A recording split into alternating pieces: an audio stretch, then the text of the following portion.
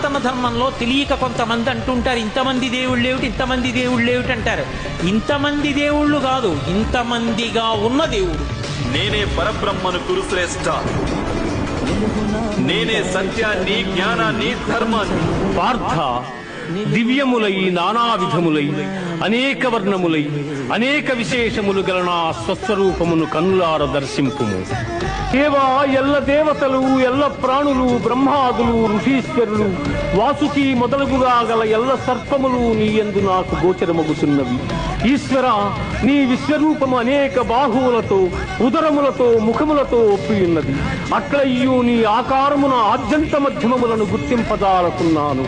కోరలచే భయంకరమై ప్రళయాగ్ని సమానములైన నీ ముఖములను చూచుట వలన నాకు దిక్కులు తెలియకున్నవి. కాన ప్రభో, నా యందు దయయుంచి నాకు ప్రసన్నుడవు కమ్ము. కృష్ణ, ప్రసన్నుడవు కమ్ము.